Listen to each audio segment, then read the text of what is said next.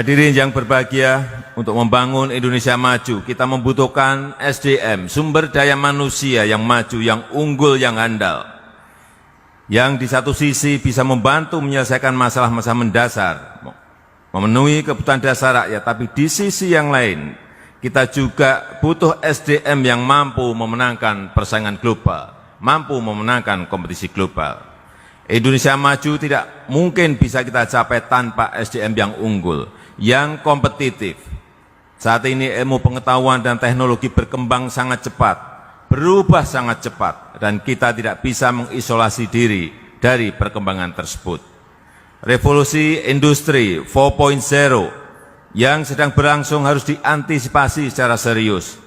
Digitalisasi, kekuatan komputasi dan analitik data telah melahirkan terobosan-terobosan yang mengejutkan di berbagai bidang.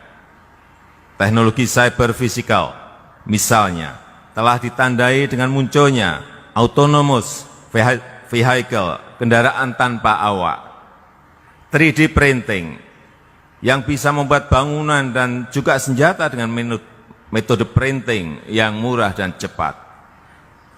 Advanced robotik yang bisa mengambil alih peran manusia, bahkan bisa menjadi tour guide. Internet of Things, Big Data, Artificial Intelligence, dan Virtual Reality ternyata terus berkembang, yang diaplikasikan dalam blockchain dan cryptocurrency, mata uang yang tanpa bank sentral, yang saat ini sedang diperebutkan banyak orang. Demikian pula dengan perkembangan bioteknologi. Hadirin yang berbahagia, perkembangan teknologi tersebut sangat mempengaruhi lanskap ekonomi, lanskap sosial budaya, dan bahkan juga lanskap politik nasional maupun internasional. Bisnis supermarket yang dulunya sangat mapan, sekarang ini juga tunggang langgang diterpa pasar online. Biro perjalanan yang juga menurun drastis setelah munculnya online ticketing. Pasar pasti masih ada bisnis-bisnis lama yang tutup dan muncul jenis bisnis-bisnis baru. Bahkan dunia politik dan pemerintahan juga harus cepat menyesuaikan diri. Pemerintahan dipaksa untuk kerja cepat, untuk kerja efisien. Pekerjaan administrator dan akuntan semakin diotomatisasikan. Tatkala lanskap politik, lanskap ekonomi, dan lanskap sosial budaya berubah, pasti agenda penelitian juga perlu mengalami perubahan. Pasti kurikulum dan metode pendidikan juga harus berubah. Pasti kompetensi SDM yang dibutuhkan juga harus berubah. Pasti cara kerja organisasi juga harus menyesuaikan. Tidak ada pilihan lain agar kita menjadi Indonesia maju. Kita harus melakukan perubahan. Perubahan mindset, perubahan pola pikir, perubahan cara kerja, perubahan model organisasi, produktivitas, disiplin nasional, inovasi, semuanya harus berubah. Oleh karena itu saya berharap agar pendidikan tinggi menjadi penopang ekosistem nasional dalam menanggapi revolusi industri 4.0. Inovasi adalah kunci. Jangan lagi terjebak rutinitas. Ini saya ulang-ulang berkali-kali di mana-mana. Jangan lagi terjebak dalam rutinitas. Cara-cara baru harus dikembangkan. Keinginan mahasiswa dan dosen untuk berinovasi harus terus ditumbuhkan. Kreasi-kreasi baru harus difasilitasi dan dikembangkan. Pendidikan harus dilakukan dengan cara-cara baru dan inovasi baru dan kreativitas baru. Kurikulum dan agenda riset harus segera dibenahi untuk disesuaikan dengan teknologi baru dan kebutuhan-kebutuhan baru.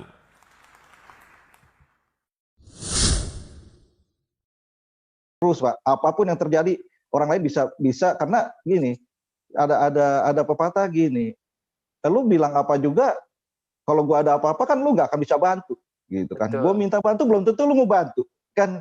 Sorry ya, Ya seperti itu. Ya saya Ya. nggak itu. Seperti itu Pak. Jadinya. Ya, jadi tantangan terbesarnya malah dari keluarga sendiri, Pak. Adik-adik Bapak sendiri, adik kandung ya malah yang menolak kalau bilang Fitup ini bla bla bla dan sebagainya ya, Pak ya. Jadi tantangannya di situ ya.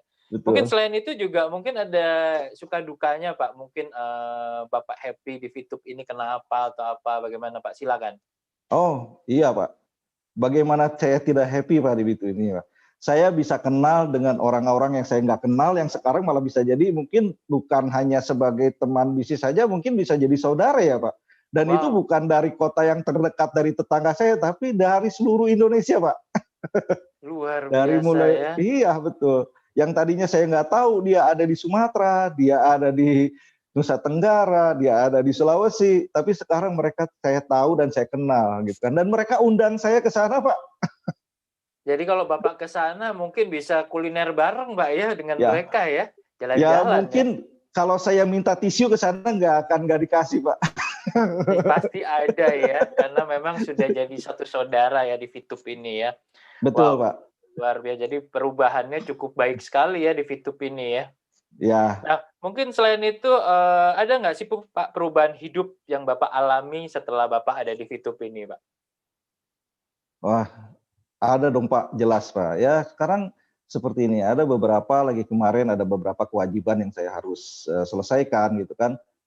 Ya alhamdulillah di Fitup saya udah bisa selesaikan gitu kan. Dan juga ya saya yang tadinya hanya bekerja, hanya ya udahlah, yang penting kerja dapat bisa makan untuk kehidupan sehari-hari, ya udah cukup, ya udah gitu kan. Tapi kan sekarang saya punya impian yang waktu dulu impian itu saya tahan, saya kubur tuh gitu kan, saya tahan. Wah Sempat dikubur sekarang Pak wah impiannya, udah Pak. bisa dikubur ya, karena ya gitu-gitu aja. Saya kerja ya, kalau dibilang saya kerja dengan 10 tahun ini saya nggak bisa dapat lebih gitu kan. Ya pergi Ya pagi jadi pulang malam, Pak ya. nah itu pergi pagi pulang malam ya kan, yang nggak dapat apa-apa, ya belum lagi tanggung jawab besar. Tapi di sini dengan begitu ada Fitup, otomatis kubur yang udah dikubur itu saya bongkar lagi dan saya taruh gitu kan di ruangan saya gitu kan. Kalau disebut ya itu nanti saya akan mencapai seperti itu. Jadi semangat saya, Amin, Pak. optimisme lagi tiap hari gitu kan, ya itu doa saya, dan itu saya yakin itu bisa. Kau bilang Fitup ilegal. Kau bilang Fitup penipu. Aku mau tanya, kau sudah gabung di Fitup kah? Kau yakin sudah pernah ketipu Fitup? Bawa ke sini orang-orang yang pernah ketipu sama Fitup. Sebentar dulu, Mama mau ngomeli orang-orang yang tidak jelas ini. Aku mau lihat siapa orang yang pernah join di Fitup, investasi di Fitup, yang pernah ketipu siapa, bawa sini. Kebanyakan ya, kalian-kalian itu yang ngomong ini dan itu apa segala macam, katanya ini apa segala macam, adalah orang-orang yang belum pernah join di Fitup. Atau orang-orang yang join di Fitup yang modal dengkul main bintang gratis, sok-sokan seolah-olah ketipu sekian juta, puluhan juta. Lah wong yang investasi puluhan juta, ratusan juta aja adem anyem menikmati keuntungan mereka. Kau modal dengkul, cuman modal HP, jari, kuota, sok-sokan merasa ketipu. Assalamualaikum warahmatullahi wabarakatuh. Salam Fitubers buat kalian semua dimanapun kalian berada. Alhamdulillah wa syukurillah, hari ini saya ada di Kota Madinah, di salah satu hotel Kota Madinah yang saat ini saya ada lagi di karantina karena saya akan melaksanakan umroh. Begitu tiba semalam, kita harus karantina 3 hari sebelum kita bisa masuk beribadah ke masjid. Nah, satu hadiah yang sangat luar besar dari Allah Subhanahu wa taala pada saya adalah setelah sampai di Madinah, alhamdulillah saya berada di posisi diamond. Nah, hari ini saya akan mengaktifkan bintang 6 saya dari bonus dari diamond, dari peringkat diamond untuk member Fitup ya. Jadi kita lihat dulu. Nah, nih ya. Kita buka ini. Nah, coba teman-teman lihat semua. Ini ada gratis diamond bintang 6 ya. Jadi sekarang saya akan mengaktifkan bintang 6 hadiah buat posisi diamond. Kita lihat ya. Sekarang kita aktifkan ya. 1, 2, 3. Bismillahirrahmanirrahim. Wow, sudah aktif saudara-saudara. Alhamdulillah, saya sangat-sangat bersyukur sekali. Ini adalah hadiah yang luar biasa besar dari Allah Subhanahu wa taala ketika saya melaksanakan ibadah umroh di masa pandemi saat ini. Buat kalian-kalian yang ada di luar sana, jangan pernah berputus asa, jangan pernah berhenti, karena insya Allah kalau kalian selalu terus melakukan terus, insya Allah kalian akan mendapatkan apa yang kalian inginkan.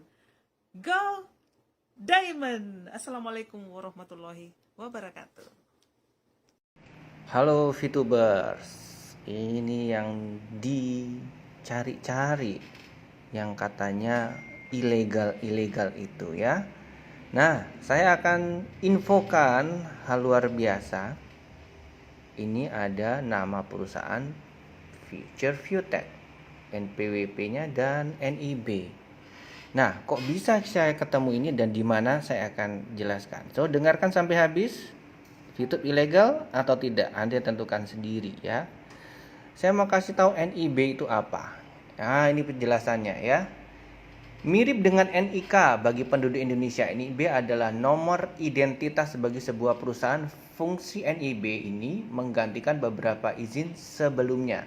Izin yang digantikan dengan NIB adalah TDP, tanda daftar perusahaan, API, angka pengenal impor, juga akses kepabean sebagai eksportir dan importir. So, kalau kita lihat ya, ini kok bisa saya dapat yang ini? Nah, kita cari sama-sama. Nyarinya gampang ya. Gampang banget. Kita carinya ke yang legal-legal aja ya, ke websitenya yang para ahlinya langsung.